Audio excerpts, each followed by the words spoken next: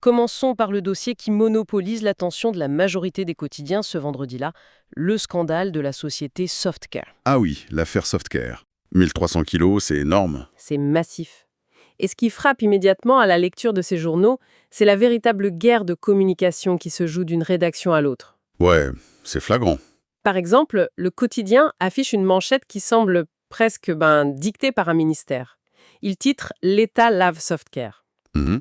L'article détaille comment le ministre de la Santé est carrément monté au créneau pour assurer que les produits respectent les normes. Mais la question qu'on peut se poser, c'est est-ce que ce type de communication officielle fonctionne vraiment face à un chiffre choc comme 1300 kilos de matériel périmé? Ce qui est fascinant ici, c'est précisément la polarisation immédiate du traitement médiatique. Ouais, Le discours de réassurance de l'État, qui est relayé par le quotidien, se heurte à un mur de scepticisme dans le reste de la presse. totalement. Prenez le journal Yor. Eux, ils choisissent un angle diamétralement opposé et beaucoup plus agressif. Ils titrent « Le ministre de la Santé blanchit l'industrie chinoise malgré la saisie de 1300 kilos de matières périmées ». Le mot blanchi est fort. Exactement. Le choix du terme blanchir, c'est une accusation directe. Le journal suggère qu'il ne s'agit pas d'une conclusion scientifique objective, mais d'une opération de sauvetage politique et économique d'un industriel. Et la critique ne s'arrête pas au ministre, en fait.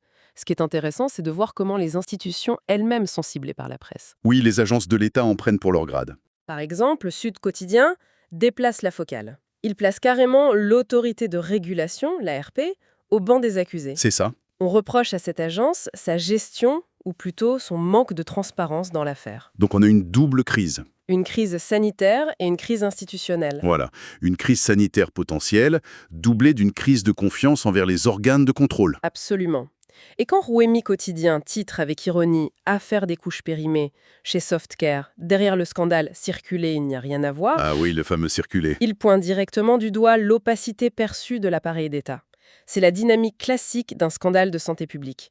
Les couches, pour bébé, ça touche à l'intime, à la vulnérabilité extrême. Bien sûr. Face à cela, une communication gouvernementale qui donne l'impression de protéger l'entreprise plutôt que le consommateur, c'est immédiatement perçu comme suspect. La presse se positionne alors comme le contre-pouvoir qui, justement, refuse de circuler. C'est un rapport de force très net entre le récit officiel et l'investigation journalistique. Tout à fait. Mais si cette affaire sanitaire occupe le devant de la scène ce jour-là, la toile de fond de cette journée presse est profondément politique. C'est le moins qu'on puisse dire. Et c'est là que ça devient vraiment intéressant. Parce que les journaux décrivent une mutation majeure au sommet de l'État. On parle du parti présidentiel. Exact. Les Échos rapportent des fissures très spécifiques en titrant « Un député PASTEF accuse Guy-Marius Saggia ». Ce qui n'est pas rien. Non, c'est énorme. On parle d'un parti qui a construit toute son identité sur une cohésion forte, sur un militantisme de terrain. Et là, soudainement, on voit des luttes internes étalées sur la place publique. Ces frictions ne sont pas de simples anecdotes parlementaires. Elles sont le symptôme d'une restructuration beaucoup plus profonde. Et la presse l'a très bien compris. Oui, on le voit dans les autres titres. Regardez le titre de Populaire. Diomaye s'affranchit de Pastef, une déflagration politique inévitable. Le mot « déflagration ». Oui, le mot déflagration traduit toute la violence symbolique de ce mouvement. Le journal analyse la prise de distance du président Bassirou Diomaye Faye par rapport à sa formation d'origine. C'est presque un classique. C'est la dynamique classique du pouvoir post-électoral. C'est le passage du candidat porté par un parti militant au statut de chef d'État, qui doit incarner la nation entière, et donc élargir sa base politique. Mais s'affranchir de sa base originelle, c'est pas un pari extrêmement risqué pour lui? Si, toujours. Parce que Wolf Quotidien semble confirmer cette stratégie d'élargissement. Il titre « Rencontre de la coalition présidentielle, Diomaye se lance ». On a l'impression d'assister à la naissance d'un tout nouvel écosystème politique. Un écosystème taillé sur mesure, oui. Taillé sur mesure pour le président, au-delà des figures historiques de son propre parti. C'est un pari risqué, certes, mais c'est souvent inévitable dans l'exercice du pouvoir. Et la presse documente vraiment cette phase de transition délicate. Avec ses équilibres fragiles. Exactement. D'un côté, il faut rassurer les alliés historiques. De l'autre, il faut construire une coalition gouvernementale capable de gérer l'appareil d'État, ce qui nécessite parfois de marginaliser les éléments les plus, disons, radicaux ou contestateurs de son propre camp. Bien sûr. Les journaux de ce 6 mars montrent un président en train de forger son propre outil de gouvernance, avec toutes les secousses que cela implique au sein de sa famille politique. Et justement, cet outil de gouvernance, l'appareil d'État lui-même, il semble être un véritable terrain miné. Oh que oui. Quand on lit l'Observateur, on voit que le champ politique est indissociable du champ judiciaire. Les deux sont liés en permanence. Le journal évoque le cas de personnalités très en vue, comme Cheikh Oumar Diane et Maître Moussa Diop. Ils se retrouvent coincés entre tempête judiciaire et paris politique, selon les mots du journal. C'est ça. La frontière entre la justice et le règlement de comptes politique semble de plus en plus poreuse dans ces colonnes. C'est une constante dans les périodes de recomposition.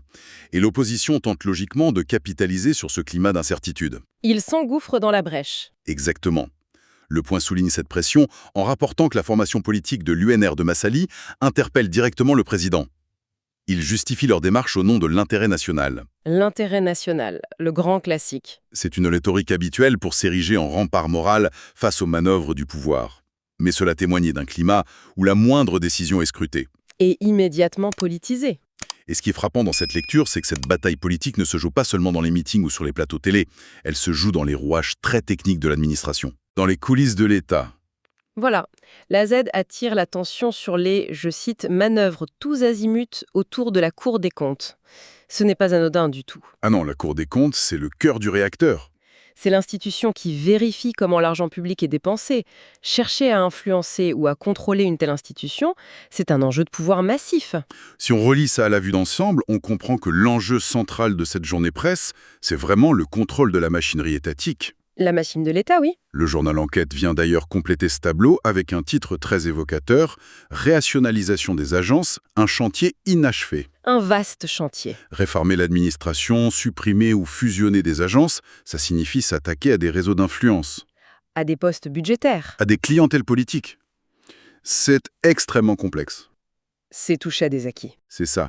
Ces deux articles lus ensemble nous montrent un pouvoir qui tente de réorganiser l'État à son avantage face à une administration lourde et des institutions financières qui résistent. C'est un maillage institutionnel très dense. Et curieusement, au milieu de toutes ces questions de politique intérieure très techniques, la presse n'oublie pas l'international, ni le poids du passé récent d'ailleurs. C'est vrai, il y a cette résonance internationale. Le Témoin quotidien pose une question très spécifique concernant l'ancien président, Macky Sall, et sa candidature au poste de secrétaire général de l'ONU. Un poste très convoité. Le titre interroge « Macky Sall connaîtra-t-il le même sort que le commissaire Arona Sy ?» C'est une comparaison forte. Très lourde même, pour ceux qui n'ont pas la référence immédiate.